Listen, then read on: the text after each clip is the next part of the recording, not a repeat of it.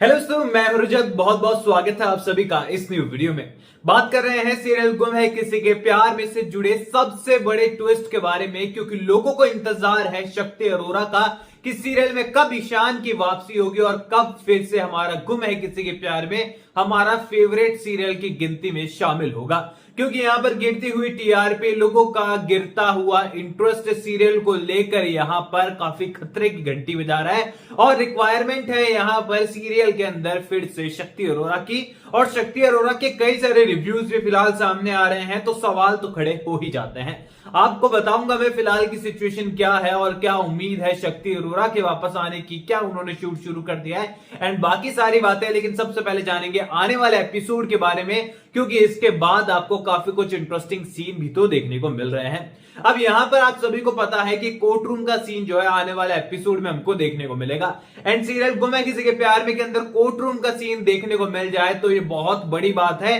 क्योंकि पहले बहुत बार रिक्वायरमेंट हाई है कोर्ट रूम के सीन की, पर वो अच्छा खासा देखने को नहीं मिला। एक बार सही और विराट के टाइम पे कोर्ट रूम का सीन आया था और उस समय हुआ क्या, अंधेरी कोर्ट रूम और 2 ही मिनट में कोर्ट रूम का सीन खत्म। लेकिन अब फाइनली सीरियल के मेकर्स कोर्ट रूम के सीन को टाइम दे रहे हैं, सेट लेकर आए हैं कोर्ट रूम का, और यहां पर हमें सही की कस्टडी को लेकर केस देखने को मिल रहा है। जहां पर प्रोमो में हमने देखा है कि सही से जब जज साहिबा पूछती हैं कि किसके पास रहना चाहती हूँ बेटी, तो ना आशिका ना रजत, यहां पर वो सीधे भाग जाती है अपनी परी आंटी के पास और जज साहिबा जो है पूरी तरीके से सस्पेंस में आ जाएगी। फैसला लूं तो क्या लूं, क्योंकि जिसको कस्टडी चाहिए दोनों के पास ही बच्ची जाना नहीं चाहती, जिसको कस्टडी नहीं चाहिए जो कुछ लगती भी नहीं है बच्ची उसके पास जाना चाहती है और वो भी बच्ची से बहुत प्यार करती है। अब यहां पर पूरी तरीके से जो आशिका है वो यहां पर सभी को अपने साथ लेकर चल जाएगी, क्योंकि एक दिन में तो फैसला होगा नहीं। तो यहां पर रजत पूरी तरीके से सोच में पड़ जाएगा कि अब केस जीतू कैसे। दूसरी ओर आशिका जो है पूरी तरीके से सभी को सही को जो है मनाने की कोशिश करेगी कि बेटा मान जाओ, उसे लालच देने वाली है खाने का, टॉयज का, खेलने का, कूदने का, लेकिन अब सही को तो चाहिए प्यार, वो उसे सिर्फ परी आंटी ही दे सकती है। अब यहां पर रजत सारे एफर्ट्स लगा रहा है कि सही उसे मिल जाए और आशिका पूरे लालच वाले एफर्ट्स लगा रही है कि यहां पर सही उसके पास रह जाए। लेकिन यहां पर जब आशिका कोर्ट रूम में जीतते हुए आपको नजर आने वाली है पूरी तरीके से, तो यहां पर जो रजत का वकील है वो रजत को सजेस्ट करते हुए नजर आएगा कि रजत ठक्कर साहब, सिर्फ एक तरीका है कि सही की कस्टडी आपके पास आ सकती है अगर आप शादी कर लें उस परी आंटी से जिसे सही अपने आप परी आंटी कहकर पुकारती है और जिनको ज्यादा प्यार करती है, जिनके साथ वो रहना चाहती है। और रजत के लिए बड़ा शॉकिंग होगा कि वकील साहब आप केस नहीं जिता सकते, तो ऐसी बेबुनियाद बातें तो मत कीजिए, फालतू की बातें तो मत कीजिए। लेकिन वकील कहने वाला है कि केस को जीतने का एक रास्ता है मात्र, अगर आपको सही चाहिए तो ये फैसला आपको लेना पड़ेगा, वरना भूल जाइए, सही आपको जिंदगी में फिर से मिलने वाली है। आशिका को उसकी कस्टडी मिल जाएगी, क्योंकि आशिका जो है यहां पर कोर्ट रूम में साबित कर चुकी है कि वो अच्छी मां है। और फिलहाल मीडिया और पब्लिक सब आपके खिलाफ है, क्योंकि आप एक अच्छे पिता नहीं है। अब यहां पर समझौते के तहत ये शादी आपको नजर आने वाली है, क्योंकि आज के एपिसोड में जो सीन हमें श्री के बीच में और ईशा मैम के बीच में देखने को मिला, दोनों फैमिली के बीच में भी एक इमोशनल बॉन्डिंग बिल्ड होते हुए नजर आई। ये बात तो क्लियर है कि यहां पर आने वाले एपिसोड में जो शादी होने वाली है वो अपने आप में बड़ी यूनिक अलग होने वाली है, क्योंकि समझौते के तहत ये शादी होगी और एक गुस्से की आड़ में ये शादी होने वाली है, जहां पर केवल और केवल बच्ची की कस्टडी के लिए यहां पर सभी जो है वो रजत से शादी करते हुए नजर आएगी। क्योंकि सभी को भी एक गिल्ट होने वाला है कि मेरी वजह से यहां पर रजत अपनी बच्ची से दूर हो गया। और केवल रजत नहीं, रजत की पूरी फैमिली सही से बहुत प्यार करती है और आशिका और अर्श गुजराल जो है वो सही लोग नहीं है। और यहां पर जब ये बात सही सभी को पता चलने वाली है तो वो भी गिल्ट में चल जाएगी कि मैंने क्या कर दिया। रजत ऑलरेडी गिल्ट में था ही था कि सही ने क्या कर दिया, मैंने सही के साथ क्या कर दिया। तो यहां पर दोनों इमोशनली इतने टूट चुके हैं ना कि ये फैसला उन्हें लेना पड़ेगा। देन शादी यहां पर होने वाली है, कस्टडी उनको मिल जाएगी। फुल एंड फाइनल आने वाले 1-2 सप्ताह की कहानी तो ये हो गई है, इसके अलावा कहानी 2 सप्ताह तो कहीं नहीं जाने वाली। बाकी चीजें डिपेंड करती है सीरियल की कहानी के ऊपर कि कितनी स्पीड में सीरियल की कहानी चलती है, क्योंकि डिपेंड करता है कहानी के ऊपर। अब बात कर लेते हैं यहां पर सबसे बड़े ट्विस्ट के बारे में, जिसके लिए आप वीडियो में लास्ट तक रुके हुए हैं अब तक, और वो है कि यहां पर क्या शक्ति अरोरा फिर से सीरियल को कंटिन्यू करने वाले हैं। सीरियल की शूट वो कंटिन्यू कर चुके हैं, वो स्टार्ट कर चुके हैं, और क्या उनकी सीरियल में वापस एंट्री होने वाली है।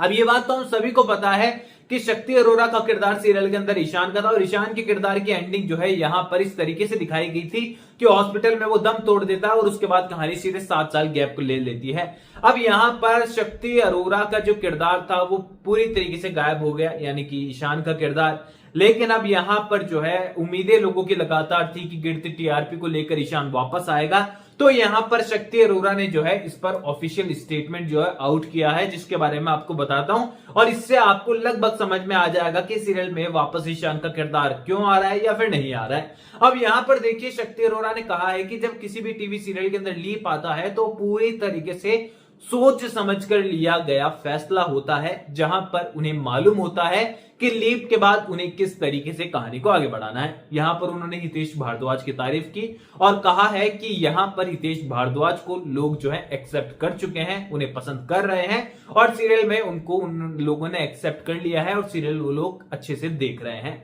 लेकिन शायद शक्ति अरोरा ने एक रिस्पेक्ट के तौर पर ये वचन बोले हैं अपने मुंह से, क्योंकि हम सभी को पता है कि हितेश भारद्वाज को उनके फैंस जरूर देख रहे हैं, पर पहले वाले जो व्यूवर्स है सीरियल गुम है किसी के प्यार में के, वो बिल्कुल रजत के किरदार को पसंद नहीं कर रहे हैं, ना ही फिलहाल की स्टोरी लाइन और ना ही अब तो सभी के किरदार को पसंद कर रहे हैं, ना ही ईशा मैम के किरदार में दमखम रहा है। यानी कि ये कहें कि सीरियल के मेकर्स ने लीप लेकर वो आए हैं, लेकिन प्लस पॉइंट देने के बजाय जो पुराने प्लस पॉइंट थे उन्हें वो भी खो चुके हैं। मतलब हमें लगा था कहानी में दम आएगा, कहानी में दम आया नहीं। स्टार कास्ट में दम आएगा तो स्टार कास्ट पहले वाली ज्यादा बेटर थी, अभी वाली स्टार कास्ट के तो ना सर है ना पैर है, बस है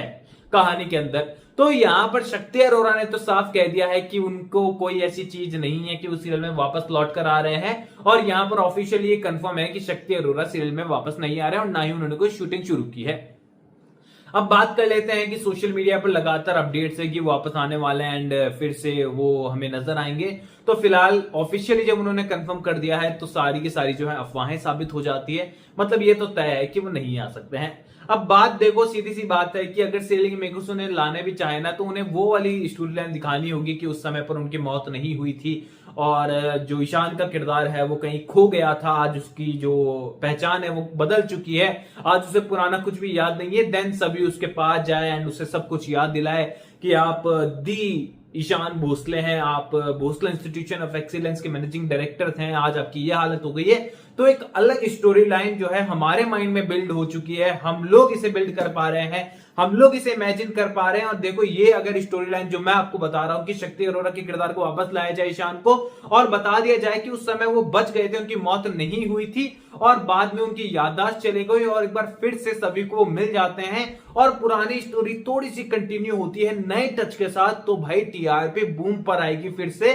और सही में नेक्स्ट लेवल कहानी हो जाएगी। मैं तो चाहता हूं कि बस सीरियल के मेकर्स तक ये मैसेज पहुंच जाए, क्योंकि फिलहाल सीरियल की गिरती टीआरपी को देखकर सीरियल के मेकर्स को फैसला तो बड़ा लेना ही लेना है कोई ना कोई, क्योंकि गिरती टीआरपी को कब तक बर्दाश्त करेंगे। तो यहां पर एक ऑप्शन हम लोग उनके पास लेकर आ जाते हैं एज एन ऑडियंस, और यहां पर मैं तो चाहता हूं कि वो कुछ ऐसा ट्विस्ट करे या फिर एक और कहानी को लीक देकर पूरी की पूरी स्टारकास्ट को एक बार फिर से साफ करे और नई कहानी शुरू करे, सही को बड़ा कर दो फटाफट से रजत और सभी की कहानी को खत्म कर कर। यही हो सकता है। आप लोग ये मैसेज कोशिश कीजिए मेकर्स तक पहुंचाने की, जो मैंने आपको दिया अभी। होपफुली हमारी कोई ना कोई जो मैसेज है उनको पसंद आ जाए और क्या पता हमारी बात सुन ले। तो आप लोग बताइए कमेंट सेक्शन में आपके क्या विचार हैं। कोई भी सवाल शेयर कर सकते हैं, सपोर्ट कर सकते हैं, इंस्टाग्राम पर भी लिंक डिस्क्रिप्शन में यूजर नेम नजर आ रहा है। चैनल को सब्सक्राइब कर दीजिए। मैं मिलूंगा आप सभी लोगों से अगली वीडियो में, जब तक के लिए थैंक यू दोस्तों।